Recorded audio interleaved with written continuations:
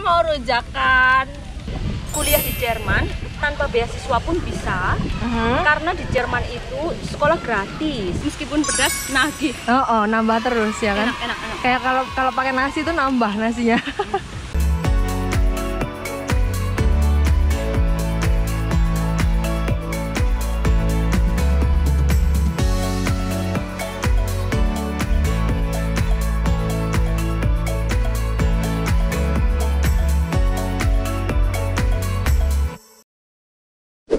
Hari ini aku mau ketemuan sama temanku.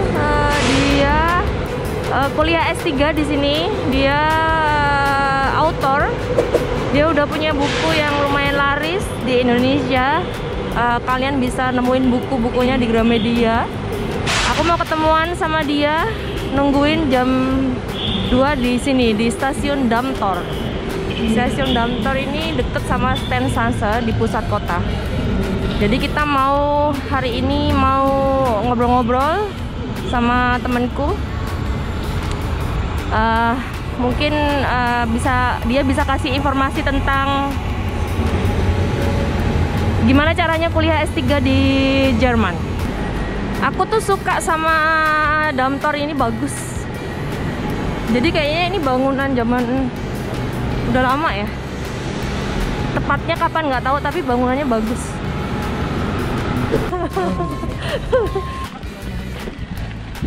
Hai, kita jalan ke taman. Ini taman bunga terbesar di Hamburg ya, Mbak ya? Iya. Karena di tengah-tengah kota kan, Mbak, dekat universitas. Tuh, kalau orang Indonesia kalau musim panas ngiyup. Lek Londo, Mbak, dede. Berjemur. Tuh, piknik. Nah, ini bisa buat main juga, main air nih. Nah, kayak gitu. Dimasukin kayak gitu, Mbak, kayak main bola. Nah, gitu. Enggak pernah main ya? Lah, ngapain kalau kesini cuma nongkrong doang? Ini juga, Mbak, mainan, Mbak. Ini dimasukin ke lubangnya itu. Hampir. Alah. Wow, ya, expert ya Mbak, masukin ya. Mawar pink, mawar berduri, hati-hati Mbak. Wangi banget. Kuning, mawar. Wangi. Kayak ngelewatin toko parfum. Wow. Ini ya Allah, bunga mawarnya bagus banget.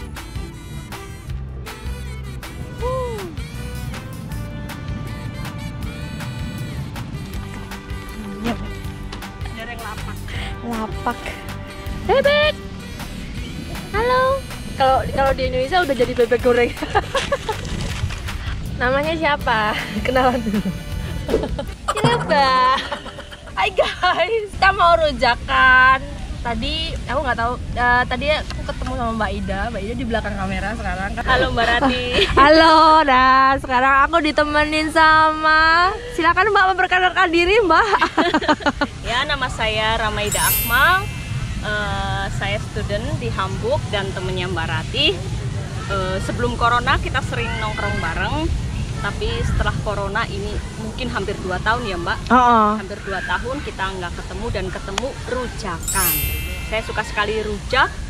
Itu mengingatkan saya sama masa kecil, masa di rumah, di Cilacap, pokoknya orang Indonesia lah, kalau musim panas tuh enaknya rujakan ya Mbak. Betul. Biasanya sih kita nggak bikin ya Mbak, ada yang lewat langsung beli. Benar, di sini ini usahanya gila-gila. Sampai ke taman bawa-bawa pisau. Bawa-bawa. Ini tanah. Effortnya luar biasa ya Mbak, bikin konten YouTube di sini tuh. Katanya Mbak Ratih mau ngobrolin tentang kuliah atau... Oh iya Mbak, aku ada teman-teman student di India. Mereka ada yang kuliah S1, ada yang kuliah S2. Mereka tuh ada sempet sekali 2 kali tuh nanya gimana sih caranya apa tuh namanya? Ini apa? Gimana Bisa dapat bisa kuliah di Jerman, dapat beasiswa atau gimana gitu. Jadi sebetulnya kalau kuliah di Jerman tanpa beasiswa pun bisa, karena di Jerman itu sekolah gratis, kuliah itu gratis. Saya tahu banget di Indonesia, di universitas-universitas yang bagus pun kuliahnya sekarang mahal banget. Jadi dengan biaya yang hampir sama, teman-teman bisa pergi ke Jerman, menyiapkan uang untuk biaya hidup dan kuliahnya gratis. Itu yang pertama caranya. Jadi banyak sekali saya punya teman di sini, teman-temannya Mbak Rati juga, bahkan nggak pakai beasiswa aja bisa ke Jerman. Jadi siapkan uang untuk 1 tahun hidup di sini. Dan kira-kira berapa itu Mbak? 1 tahun tuh berapa? Teman-teman banyak pakai blog account sekitar 90 juta, di bawah 100, di bawah 100 juta. Itu maksudnya tuh untuk hidup, untuk biaya hidup, untuk visa juga. Oh, untuk jadi kayak ada uang yang diendapkan di rekening kita ya gitu ya? Dulu seperti itu, sekarang aku kurang tahu. Tapi sekolahnya gratis total. Nah, tapi bagusnya lagi sebetulnya teman-teman bisa kerja di sini sebagai student. Jadi kalau memang niat banget, nggak punya uang pun tetap bisa kuliah di sini. Gitu. Tentu saja harus ada penjamin, harus bisa, harus diterima di universitasnya. Datang bisa 1-2 bulan bisa langsung dapat kerja sebagai student. Karena di sini ada job untuk student dan tidak harus fluent bahasa Jerman. Gitu. Dengan bahasa Inggris pun bisa. Ya, kita. Tapi tergantung jurusan nggak sih Mbak? Tentu saja. Ya. Jadi memang tanpa beasiswa pun bisa.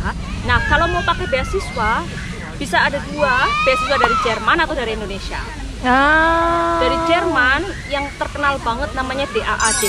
DAAD. Iya, semua orang mungkin tahu itu bahasa ada itu buat orang-orang dari negara-negara berkembang, salah satunya Indonesia, itu dapat beasiswa dari pemerintahan Jerman untuk kuliah di Jerman. Atau dari universitasnya langsung. Kalau kayak saya gini dapat beasiswa langsung dari universitas. Dari UGM ya? Dari Uni Hamburg, ya. Bukan dari UGM-nya. Bukan. Tapi kan ketika Mbak mau mendaftarkan ke Uni Hamburg kan harus ada kayak surat pengantar rekomendasi dari kampus. Kebetulan Mbak kan karena dosen di UGM, iya, betul, jadi kan betul, ada surat pengantar. Kalau orang saja. yang nggak dosen gitu loh, yang mahasiswa biasa gitu, Mbak tahu nggak? Begini, kalau program S1 dan S2 kan sudah ada jelas di websitenya. Admission prosedurnya udah jelas, jadi gitu. prosedur masuknya. Diikutin aja. Nanti mereka akan tetap minta rekomendasi, itu bisa dimintakan dari dosen alma mater mereka sebelumnya, atau kalau memang mau S1 itu dari gurunya atau dari sekolahnya yang dulu. Tapi yang S1 sistemnya agak sedikit berbeda kan, mereka harus kayak matrikulasi dan sebagainya di sini. Tapi kalau untuk S2 dan S2 menurut saya itu memang ada rekomendasi dari universitas sebelumnya di Indonesia, melamar secara formal di website, dan kemudian membuktikan keuangan. Jadi urutannya memang pertama memang harus diterima dulu. Jadi harus diterima dulu. Dan melamar itu semuanya bisa dilakukan by email. Oh gitu. Semuanya, iya, by website. Enggak, caranya untuk diterima itu gimana Mbak? Tipsnya? Jadi tips yang saya ceritakan itu berdasarkan pengalaman, juga ada di website. Tapi menurut saya malah itu lebih berguna. Jadi untuk S2 atau S3 sebetulnya kenali dulu jurusannya. Jurusannya itu cocok apa enggak? Oh gitu. Jadi saya punya teman masuk ke sebuah jurusan yang ternyata di jurusan saya sekarang itu nggak cocok sama jurusan dia sebelumnya, dan dia harus mengulang semua mata kuliah karena dia diterima. Otherwise dia nggak diterima dari awal, atau nggak diterima dari awal karena jurusannya itu harus cocok. Dan itu dilihat dari mata kuliah yang sudah diperoleh sebelumnya di Indonesia. Sudah kenal jurusannya. Kedua, kenal profesornya. Jadi untuk khusus S3 misalnya, profesor sudah setuju dulu sebelum saya mendaftar formal. Profesor sudah setuju mau bimbing saya. Oh gitu. Jadi email dulu profesornya baik-baik, dan oke. sertakan rancangan penelitiannya. Jadi Ah. kayak outline tesisnya gitu loh, Mbak. Oh, oke. Jadi Apa yang mau lembar aja. dipelajarin Ya, gitu? satu lembar aja. Dan itu biasanya profesor akan terima kalau itu relevan sama keahliannya. Oh gitu. Jadi kayak misalnya, oh saya pengkajiannya sastra, profesor saya juga sastra. Saya kenalan, saya kirim outline-nya. Oke, saya setuju membimbing kamu. Nanti beliau kasih surat. Nah, setelah itu baru saya melakukan proses pendaftaran secara formal di universitas dengan rekomendasi profesor ini, profesor yang dari universitasnya. Jadi gitu, kenalan secara formal lewat email gitu. Nama saya Ramaida Akmal, saya mahasiswa lulusan UGM. Saya berminat untuk kuliah melanjutkan S3 di Uni Hamburg.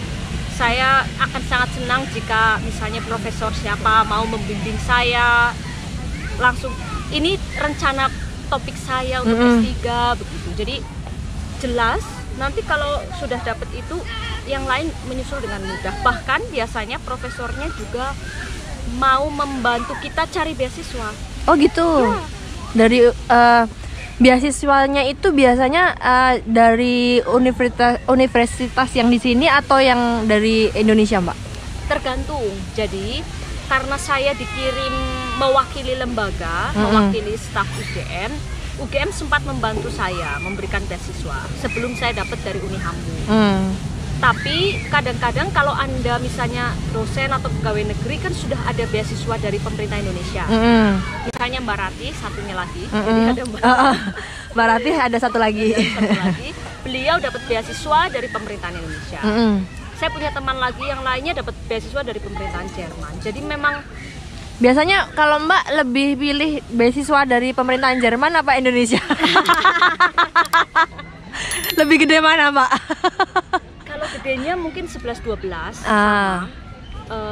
beasiswa dari pemerintahan Indonesia lebih lama, 3 tahun plus 1 tahun. Dari pemerintahan Jerman tergantung lembaganya. Yang saya dapat itu 2 plus 1 tahun. Besarannya sedikit lebih besar. Oke. Tapi mereka nggak menanggung biaya buku, biaya apa-apa. Tapi kalau beasiswa dari pemerintahan Indonesia syaratnya banyak. Syarat yang administratif. Saya juga sebetulnya dapat yang di Indonesia tapi nggak boleh double. Iya emang aku dengar sih nggak boleh double Jadi ya. saya akhirnya lepas yang Kalau boleh double enak ya Mbak ya, betah ya Mbak di sini. Jadi nggak boleh double. Jadi yang Indonesia saya lepas dengan asumsi mungkin bisa kan kalau saya lepas bisa teman yang lain. Kalau yang di Uni Hamburg dilepas kan belum tentu bisa buat orang Indonesia lain. Iya. Ya pro dan kontra sih Mbak karena ada teman yang bilang kenapa nggak mau pakai beasiswa Indonesia, kan beasiswa Indonesia kamu bangga. Tapi saya pikir ini justru lain karena di Uni kan persaingannya lebih ketat. Di Uni Hamburg ini satu periode cuma 16 orang di seluruh Uni yang dapat. Oh gitu. Jadi saya salah satunya, jadi itu kesempatan itu sangat langka. Jadi nggak semua orang bisa dapat itu ya. Oke. Nah, jadi itu keajaiban juga, saya juga heran maksudnya. Wow. Rezeki ya Mbak. Rezeki lah, Rezeki. Kalau Tapi mungkin karena Mbak Aida pinter juga kali. ya mungkin bukan pinter Mbak, pas gitu. Pas Pas ya. yang seperti mereka mau gitu. Pas gitu. Jadi ya karena itu beasiswa dari pemerintahan Indonesia, syaratnya banyak. Jadi kayak harus ya menunjukkan bahwa yang pasti Anda akan mengabdi ke pemerintahan. Oh gitu. Jadi kalau dapat beasiswa dari Indonesia itu tuh mereka bener-bener pengen tahu kalau setelah Mbak lulus tuh nanti akan kembali ke Indonesia gitu ya. Setidaknya itulah membangun Indonesia. Saya even dapat beasiswa dari sini juga saya mau pulang ke Indonesia, dan menurut saya orang Indonesia di sini juga meskipun dia stay di sini bukan berarti nggak bisa membangun Indonesia. Jadi menurutku agak sempit sih pemikiran. Gitu. Iya sih. Ya misalnya Mbak Rati di sini ya, kerja di sini, misalnya berkeluarga di sini. Tapi kan membawa kultur Indonesia di sini, menyebarkannya dan menurutku juga itu. Tapi Mbak lebih senang di Jerman apa di Indonesia, Mbak? Ada seneng ada enggaknya masing-masing. Karena sekarang kan posisinya kita kan di Jerman, tapi kalau aku tetap gimana ya, gajinya cuma beda-beda tipis, aku mendingan di Indonesia kalau aku, Mbak. Setuju banget. Iya, Aku karena juga. deket sama keluarga, nggak tahu ya, rasanya tuh homey banget ya. Walaupun Indonesia tuh panas gitu ya, cuacanya memang beda banget sama di sini. Cuman di sini kalau winter juga sengsara kan ya, Mbak. Lahir batin. Lahir batin pokoknya. Dan di sini winter itu lebih lama. Betul. Ya kan? Dibandingkan. Summernya tuh bahagianya tuh kita tuh cuman 3 bulan lah hitungannya ya, Mbak ya. 3 bulan itu kotor. 3 bulan hitungan kotor. Ya aku juga lebih senang pulang ke Indonesia, Mbak. Orang bilang Eropa itu kayak bebas dan sebagainya. Menurut saya Enggak. Kata siapa? Mereka enggak. Kalau aku bilang di Eropa Indonesia itu lebih bebas. Gimana ya, di Indonesia tuh kita tuh lebih bebas berkarya. Betul. Berkarya, berekspresi. Di sini tuh kayaknya orang tuh berekspresi tuh, katanya orang apa, di sini sih kalau masalah ngeritik pemerintah lebih bebas. Tapi kalau untuk apa ya, kalau untuk seniman berkarya tuh kurang ya, Mbak ya. Di semua bidang berekspresinya susah. Maksudnya kan kita kan gini, kalau umpamanya kita mau punya, bahasanya kalau seniman atau apapun itulah, kita punya ide, itu kan harus setiap saat harus bisa langsung Betul. klik gitu loh. Kalau di sini kayaknya harus nunggu regulasi ini, harus kebanyakan regulasi ini terus keburu idenya hilang ya. Kalau nggak hilang, keburu orang lain udah kasih ide duluan, itu kayak kecolongan kan. Biasanya kan ide tuh kan kadang-kadang di seluruh dunia tuh pasti ratusan banyak yang sama kan. Betul. Nah itu susahnya. Itu juga setelah berapa ya? 2014 saya kesini sebentar, pulang 2015 kesini lagi, jadi udah 6 tahun lebih lah, hampir 7 tahun tinggal di Jerman. Ya, saya juga merasa Jerman nih banyakan aturan. Aturannya tuh loh, Mbak, Kebanyakan ampun deh. aturan, masyarakatnya kurang spontan. Kurang spontan. Jadi Terus terlalu serius. terus menurut aku ini, Mbak, bebas. rada jadul apa enggak sih? Iya. Jadi gini, kalau menurut aku orang Jerman itu susah untuk menerima hal yang baru, iya nggak sih? Iya. Jadi kalau bahasanya Mereka gini, cuma punya satu cara. Jadi cuma itu. rada kuno gitu loh, Mbak, ngerti nggak sih? Iya, Lama, berarti bahasanya gini, untuk seneng sama orang tuh butuh waktu yang lama banget baru seneng sama orang gitu, ya kan? Kurang progresif lah dalam, yaitu kurang nerima hal-hal Yang baru, Saya rasanya sih itu, misalnya ya, saya tuh pencinta musik. Saya tumbuh di desa yang kalau setiap jam 4 sore sampai jam 6 itu setiap tetangga itu iki dangdutan, iki Masa sih, Mbak? Seru banget. dangdut, aku dan aku juga dari kecil punya apa ya speaker lah, selalu dengerin. Masuk ke Jerman, walah, pertama kali saya beli headset yang bagus. Karena apa? Ya karena nggak boleh dengerin musik keras-keras. Gitu loh. Iya, Boleh, jadi dengerin TV kan ada kan di apartemenku ya, Mbak, punya TV, nggak boleh punya speaker. wah itu keterlaluan. Nggak boleh speaker. Jadi kayak cuman ya headset itu kayaknya ditulisin nggak boleh. Jadi banyak yang kalau tinggalnya namanya kita satu apartemen sama Betul. banyak orang tuanya, Betul. nggak boleh. Betul. Terus ada tulisan juga kalau pemakaian toilet itu kalau malam-malam boleh di atas jam 10 mandi, nggak boleh mandi. tuh peraturannya itu tuh kayaknya sepele ya, Mbak ya, tapi lama-lama kita tuh males banget nggak sih, masa kita pipis nggak diguyur kan gitu ya, Mbak. Masih mending pipis ya, kalau pupi gimana? Nyuci nggak boleh juga hari Minggu kayak gitu.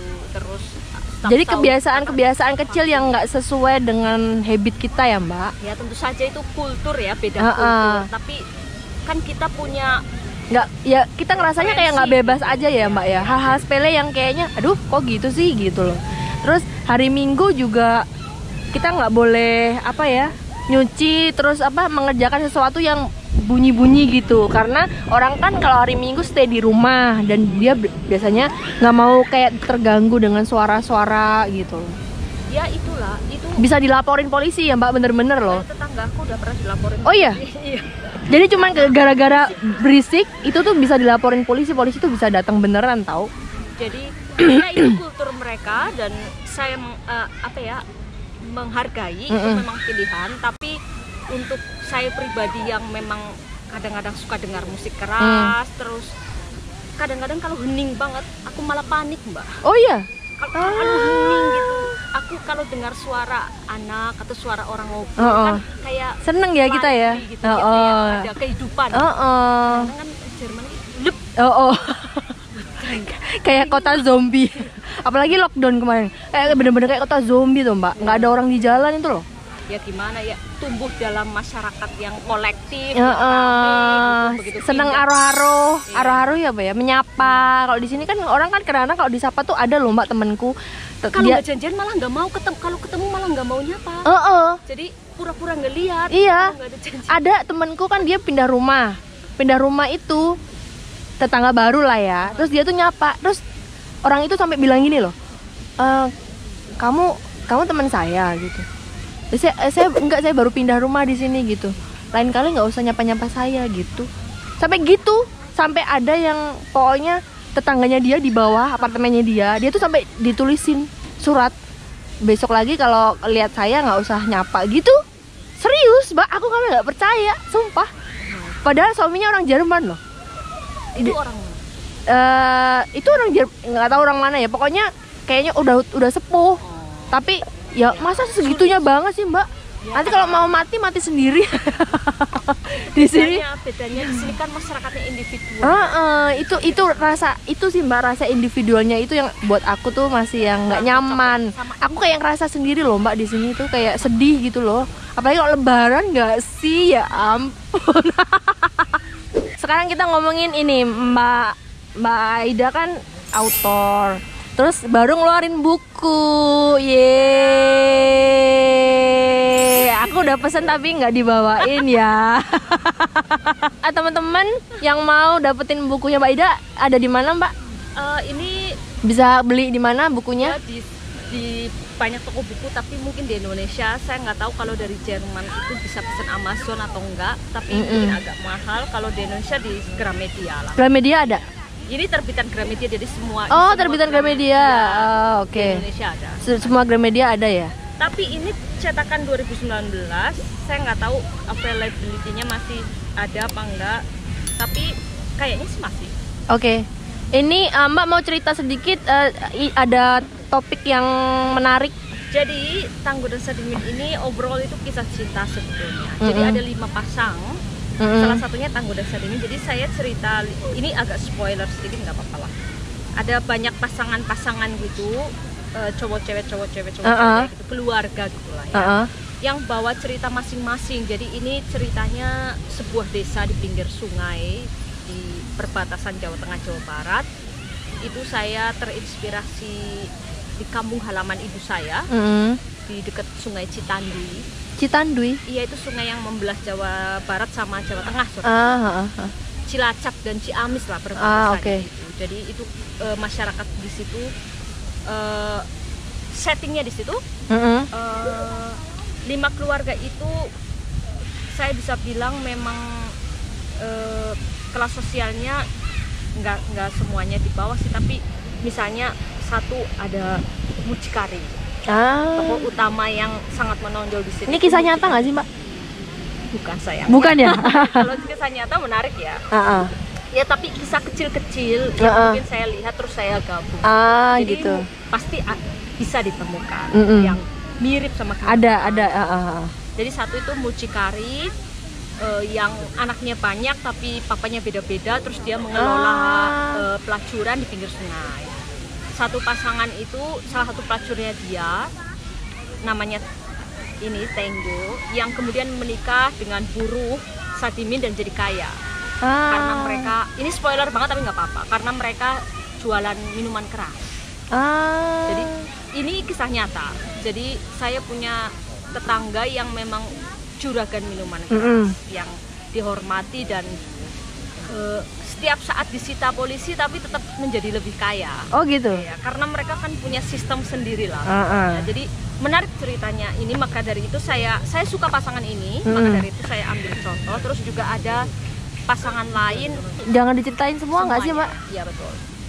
Nanti biar beli betul, bukunya.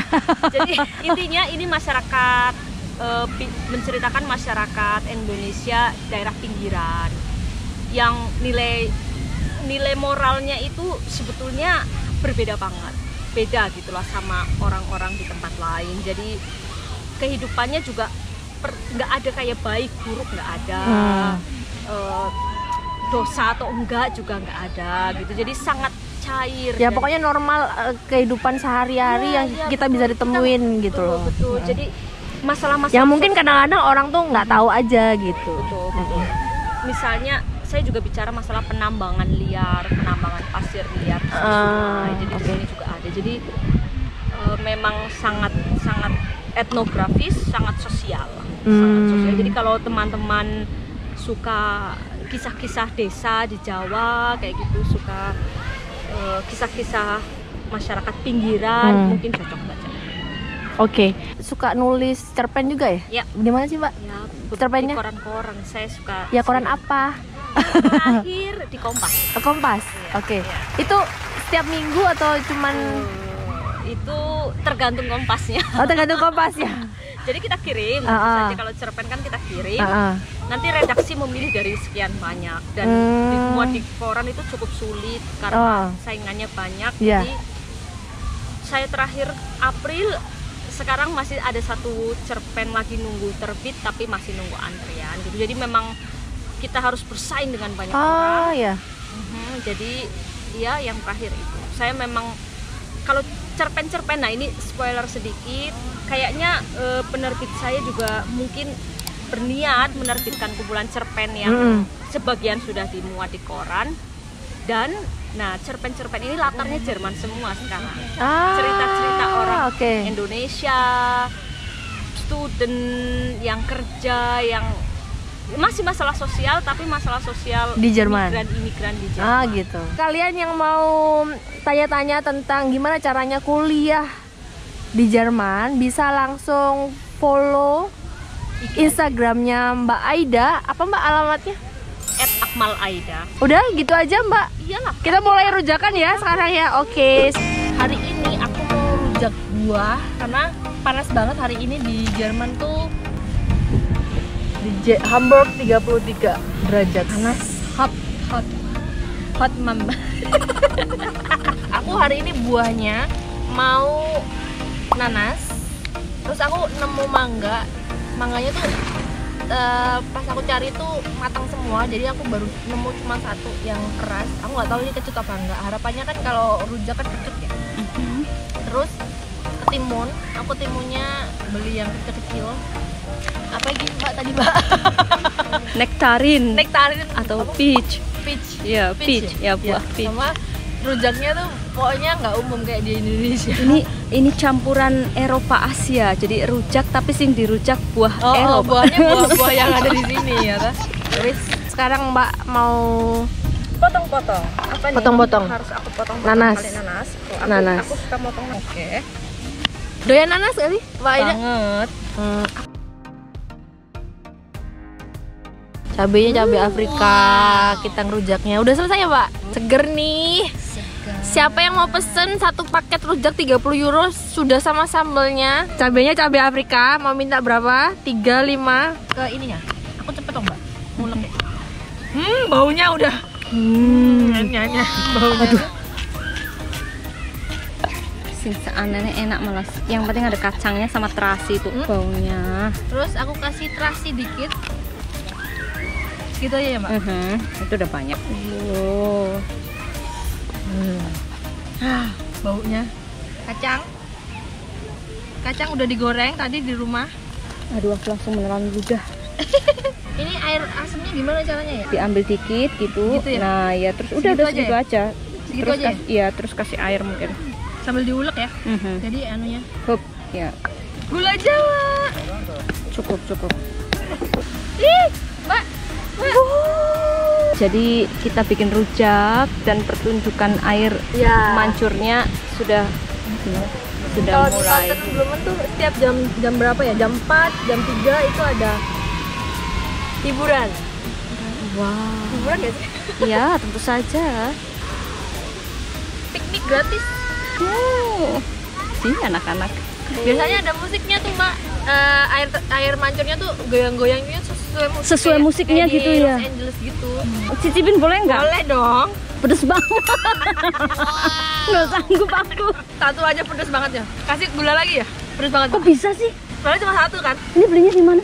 Di Sendang, Kandani kok aku udah bilang perbandingannya tuh 20 apa 30 cabai rawit ini satu. Lupa. Wow, udah jadi rujakku sambelnya, ya ampun. pedes banget. Pedes banget, gila pedes. Ya udah lengkap, nanas, peach, timun, mangga. Seger. Cabenya cuma satu, cabai Afrika, tapi kata Mbak Rati, satu cabai Afrika itu sama dengan berapa cabai rawit, Mbak? 20-30 kali. Oh my god, pedes banget. Ini pedes banget ya Mbak ya tadi. Pedes ya? banget, tapi wah enak.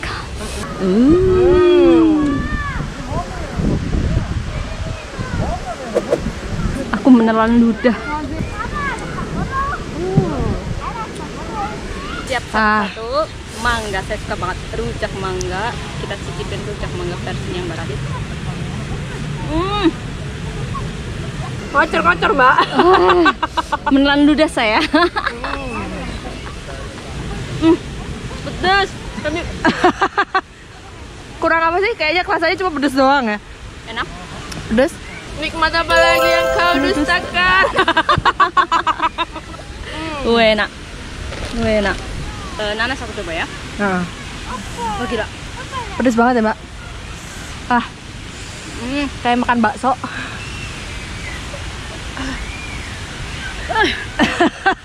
Yang menyenangkan dari pedas itu meskipun pedas nagih. Oh, nambah terus ya kan? Enak. Kayak kalau pakai nasi tuh nambah nasinya. Ben aku delok iwang kok yo ben. Ayo Mbak, matikan kamera kita makan. Oke. Ya wes. Enak banget. Oke guys, aku mau nikmatin rujak-rujak kita sama Mbak Aida. Dan ini kayaknya baterainya juga udah mau habis. Enak banget. Saya mau menikmati rujak dengan lebih fokus sama Mbak Rati. Pokoknya teman-teman, makasih banyak Mbak Rati udah diajak ngobrol-ngobrol. Kalau Makasih mau juga tahu Mbak Aida. Tentang kuliah atau apapun tentang hidup di sini, DM aja ke Instagram saya. Dan jangan lupa tonton terus YouTube channelnya Mbak Rati. Subscribe. Jangan Nyalakan loncengnya. Jangan di skip videonya. Oke, sampai ketemu lagi ya Mbak Aida. Ciao. Makasih. Halo guys, lupa aku. Ini tuh produknya temenku baru sampai. Ini tuh aku udah pesen dari tahun lalu, tapi baru bisa dibawain temenku tahun ini karena temenku Alex. Terima kasih udah bawain ini. Ini produknya temenku Resi. Jadi di IG-nya tuh alamatnya namanya Bim Salah Beats di Instagramnya. Harganya bisa menyesuaikan. Nanti kalau mau tanya-tanya ada yang mau pesen ya. Ini nggak di endorse, aku bayar ini Mbak. Nggak di endorse. Aku bantu temen aja. Siapa tahu ada yang mau pesen. Itu tas mutiara atau tas? Iya, mutiara. Bagus banget. Tapi bukan mutiara asli ya. Nggak apa-apa, ini udah bagus banget. Oke guys, sampai gitu dulu vlog-vlog aku hari ini. Jangan lupa tonton, jangan di skip videonya. Because ini juga support guys. So jangan lupa like, subscribe, komen, dan kalau kalian suka dengan video ini, tolong share ke teman-teman kalian. Oke, sampai jumpa in my next vlog. Bye bye. Assalamualaikum warahmatullahi wabarakatuh. Bye bye.